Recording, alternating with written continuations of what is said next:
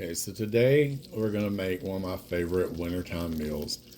And this is something for the comfort of fall, something to warm you up. I really enjoy this, and this is a cabbage beef soup. And if you have an electric pressure cooker, I encourage you to use that for this.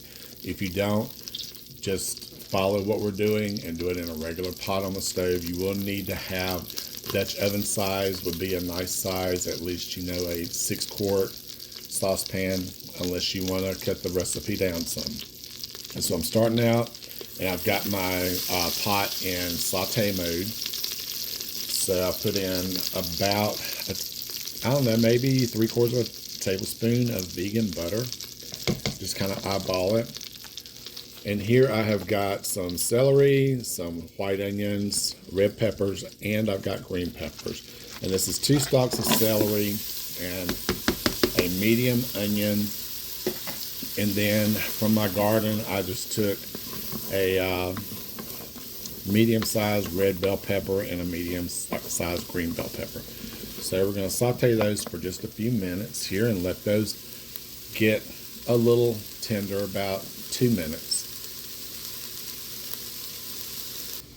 And while the vegetables are cooking for a couple of minutes, I'm going ahead and heating up. This is about 1.5 quarts of vegetable broth, and I've added a beef bouillon cube. It's a vegan bouillon cube, so it is a flavored beef stock bouillon cube. Now, if you want to make this and not do it vegan, you just brown your ground beef in with your vegetables, and then you want to drain the fat when you get to the end of cooking the beef and the vegetables together. And now that these are cooked down a bit, these are all 14-ounce can sizes that you see. But the first thing I'm doing is I'm adding some tomato puree, and this is not tomato paste. This is actual tomato puree. I know that in some of the other countries, puree as paste is what is referred to in our country, but puree in other countries. And here this puree is just pureed tomatoes that are strained. It's not like the tomato paste, and I'm in the US. Next, I'm adding a 14-ounce can of diced tomatoes. Now, I'm being lazy with this today, but fresh tomatoes from the garden you can use if you want. It's entirely a preference thing here. It's for whatever you decide you want to use.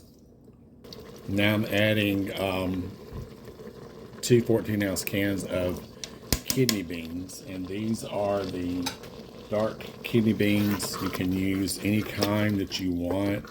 The lighter kind, I think there's just a red bean that you can use as well. If you don't have kidney beans, you can substitute and use pinto beans, or you can use the cannellini beans. Or if you don't like beans, just leave the beans out. It's whatever your preference is. And now I'm adding 2 cans, and these are, you don't want to rinse and drain these. This is 2 cans of just chili beans. And the chili beans, the reason you don't want to rinse them is because they already have some seasoning in them that you want to keep. And these chili beans in my area, they come in a hot and a mild.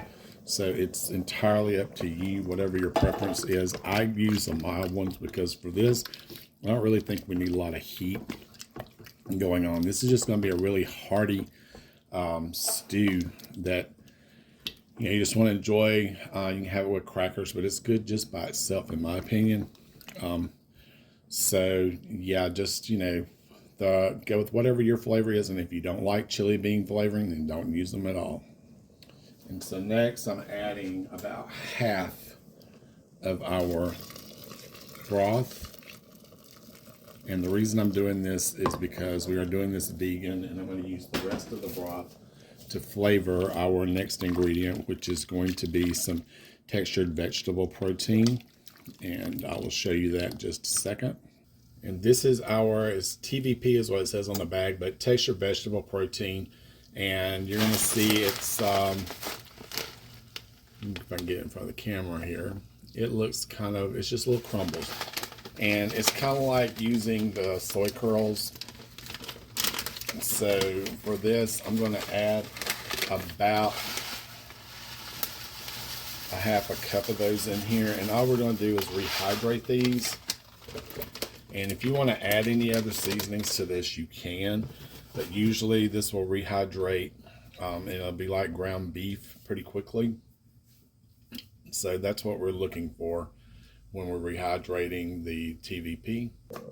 This is what the texture of vegetable protein looks like after you have rehydrated it. You just left in the broth for about 8 minutes is all I did, and let it absorb, and you've got what seems like fluffy crumbled beef. And in this bowl I have a tablespoon of chili powder, a teaspoon of paprika, a teaspoon of onion powder, a teaspoon of garlic powder, a half a teaspoon of salt, and a teaspoon of pepper that I have added in here. And I'm just going to pour that in real quickly. And that, so we can have this is our seasoning for this, and it is going to make it taste oh so good. And this is called cabbage beef soup for a reason. The last thing we need to do is we need to add the cabbage. And this is about half a head of cabbage, not a medium head maybe. And all I've done is just chop it in about 1-inch pieces.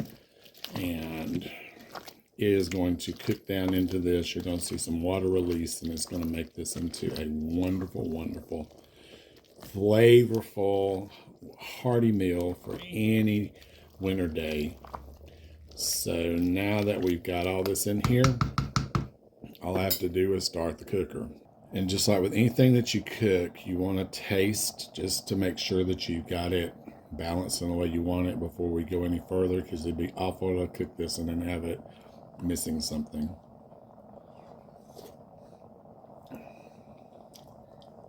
I think it's about right there. And I'm not sure if I mentioned cumin in the spice mix that I did, but the cumin, there was about a half a tablespoon of cumin, I guess I put in there. So it should be the chili powder, paprika, garlic powder, onion powder, and the cumin. Those were the ingredients that I placed in there. So now that we've got this all together, I'm going to cover it. Make sure that this pressure valve is on, and I'm going to turn off that heat, and then I'm going to program this thing for about 30 minutes. So my timer's set for 30 minutes, and I'm just going to let her go. So my timer just has went off. I'm going to let the pressure die down on this, because you don't want to hear all that, and then we'll come back and look at the stew. And we'll take a look. Now the pressure's gone down, and this is what our soup looks like. And as you can see, it has cooked down quite a bit, and the cabbage is all cooked. So this, you can put this over crackers if you want, or you can just pour it into a bowl. It's whatever you like. And we'll try a little bit here. Let's put some in the bowl. And again, if you're not vegan, you don't have to fix this a vegan way. You can fix this with regular ground beef, and you can put it in the pressure cooker, or you can cook it on the stove, whichever way you want to do. My advice, if you're cooking on the stove, once you got everything in, is to bring it to a boil and then lower the heat and let it cook for about an hour on medium-low heat, so that you get everything to marry together good. Let's see what it tastes like now, because I'm telling you, it looks delicious. And it's hot. It's very hot. It's very good. And the only thing I might do is add a little bit of hot sauce to it, just to give it a little bit of a bite to it. Just some plain hot sauce, not anything super special. Like I said, this is not something that you want to have that's going to clear your nostrils out.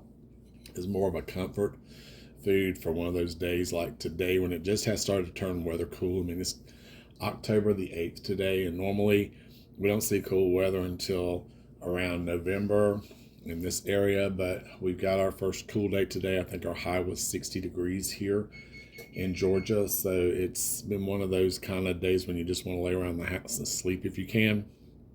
And so this will be a perfect dinner tonight. And again, I hope you've enjoyed this content. And if you do, please like and subscribe. And if you've got suggestions or anything like that, let me know. I'm going to try to incorporate a couple of vegan sweet dishes. I know we are vegans, but we still like to have a little bit of sugar in our life from time to time. So I'm considering doing a cake recipe and maybe a cobbler for this type of time of the year. Since we do have the holiday season coming up, I'm also planning on doing a video on a vegan turkey, and I've got a vegan dressing video already up. If you haven't looked at that, it's a great recipe for southern type of stuffing or dressing, whichever one you want to call it. And if you're looking for the holiday season, something that's healthy and doesn't require a lot of effort, that's a nice meal that you can put together, a nice side you can put together for your meal to accompany your turkey. But I plan to put those videos up in the next couple of weeks, and I welcome your suggestions. Hope you're enjoying the channel, and I thank you for all the support that I have. See you next time on Cooking with Roy.